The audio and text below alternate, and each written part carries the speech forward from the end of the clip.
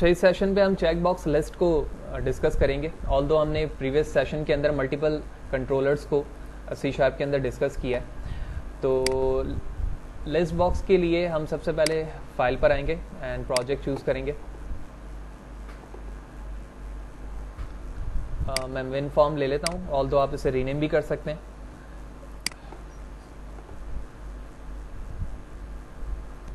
तो इस वक्त विन फॉर्म हमारे पास सामने और सोल्यूशन एक्सप्लोरर के साथ ही नीचे यहाँ पर प्रॉपर्टीज़ मौजूद है, जिसके बारे में हम डिस्कस कर चुके हैं कि प्रॉपर्टीज़ के ज़रिए से क्या चीज़ें हैंडल हो रही होती हैं।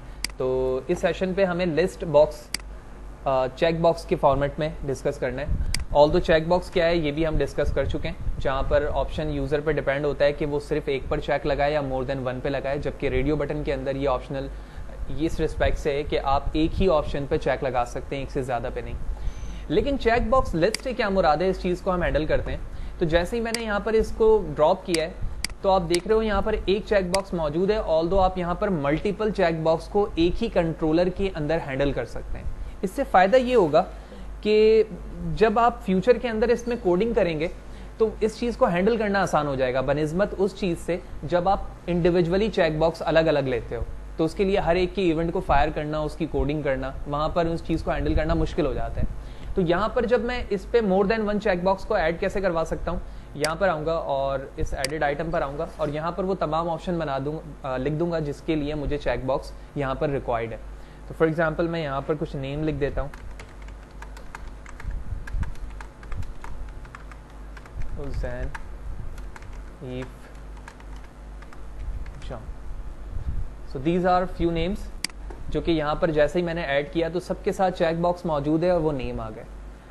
अब इस चीज़ को हैंडल करना, यानी आप अपने एप्लीकेशन में ये चाह रहे हो कि यूज़र जब इन तमाम पर चेक लगाकर इन तमाम के वैल्यूज़ को यानी इसके टेक्स्ट को गेट कर ले, तो अगर मैं इसी चीज़ को इंडिविजुअल की बिहाफ पर डिस्कस करूं तो सबके लिए आपको एक ऑब्जेक्ट बनाना होगा सेंडर के रिस्पेक्ट से, या चेक बॉक्स के ऑब्जेक्ट बनाने के बाद और किसी वेरिएबल में स्टोर करवाना होगा, देन आप उसे विजिबल करवा सकते हैं। लेकिन यहाँ पर एक ही लिस्ट के अंदर इनको लेने से फ़ायदा ये होगा कि इन्हें हैंडल करना हमारे लिए आसान हो जाएगा। किस तरह से? तो फॉर एग्जाम्पल मैं एक और बटन ले लेता हूँ यहाँ पर, ताकि मैसेज बॉक्स पे इसे डिस्प्ले करवा सकूँ, लिहाजा मैंने यहाँ पर बटन लिया और इस बटन पर आने के बाद इसके इवेंट पे चलता हूँ, क्लिक इवेंट पे। मैं डबल क्लिक किया, इसके इवेंट पर आ गया और यहाँ पर आने के बाद फॉर ईच के नाम से जो लूप होता है वो मैंने यहाँ पर फॉर्म करना है। फॉर ईच लिखने के बाद 2 टाइम टैप प्रेस किया, ये फॉर ईच की बॉडी यहाँ पर बन गई। यहाँ पर स्ट्रिंग डेटा टाइप लिया मैंने और इसके वेरिएबल का नाम आइटम रखा, और जहाँ से वैल्यू इस आइटम नामी वेरिएबल के अंदर स्टोर होगी वो हमारा चेक बॉक्स लिस्ट है। तो यहाँ पर कलेक्शन की जगह पर मैं लिखूंगा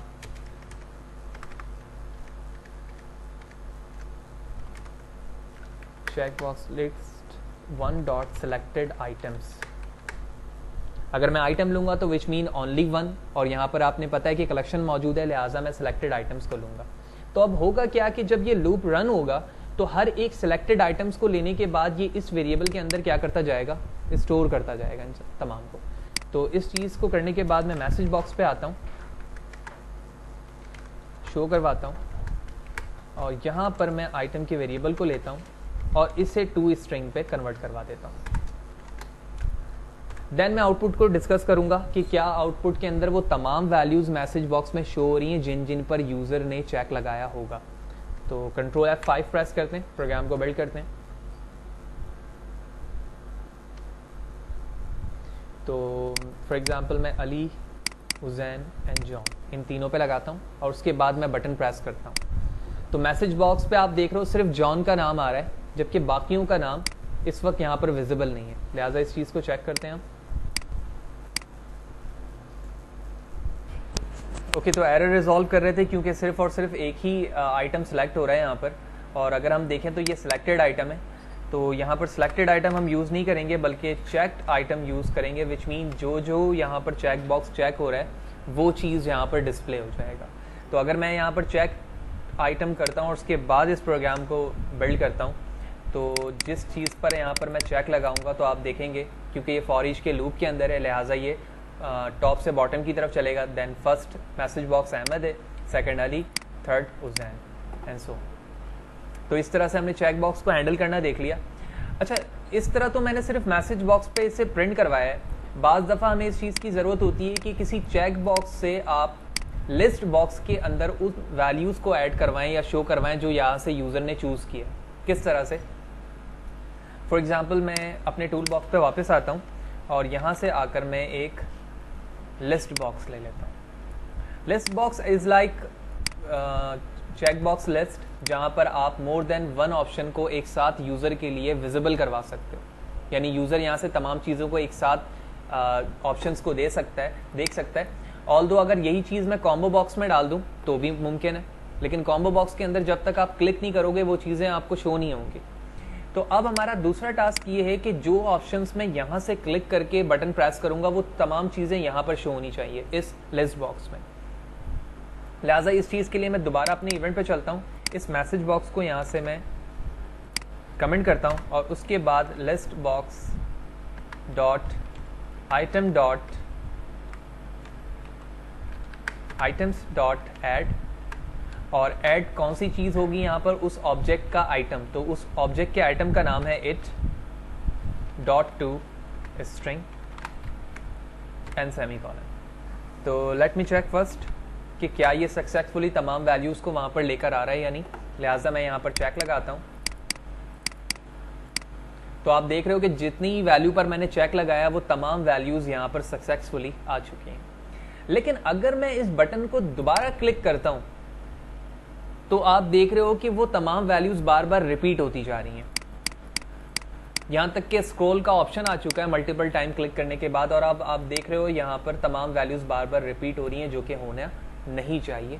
यूज़र एक दफ़ा क्लिक करे वो तमाम वैल्यूज़ चले जाएं, क्योंकि वो ऐसा भी तो मुमकिन है कि एक दफ़ा गलती करने के बाद वो दोबारा किसी चेक को हटाकर दोबारा क्लिक करना चाहे, तो वैल्यू तो रिपीट हो जा रही है यहाँ पर। तो इस चीज़ को ओवरकम करने के लिए हम अपने चेक इवेंट पे दोबारा आएंगे और चेक इवेंट के स्टार्ट पर ये कहेंगे कि पहले हमारा जो लिस्ट बॉक्स है वो एम्प्टी हो जाए हर क्लिक के इवेंट पे। तो मैं यहाँ पर आता हूँ list box one dot items dot clear. तो जब भी ये बटन क्लिक होगा पहले लिस्ट बॉक्स हमारा एम्प्टी होगा, देन वो तमाम वैल्यूज़ आएंगी जो कि आप वहाँ पर लिखना चाह रहे हो। लिहाजा मैं प्रोग्राम को दोबारा रन करता हूँ और फर्स्ट टाइम मैं 3 वैल्यूज़ यहाँ से लेता हूँ, बटन क्लिक करता हूँ, तीनों वैल्यूज़ आ गई।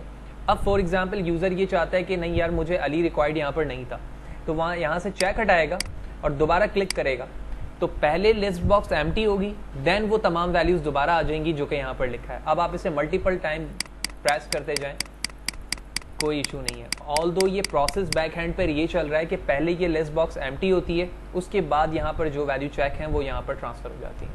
That's it.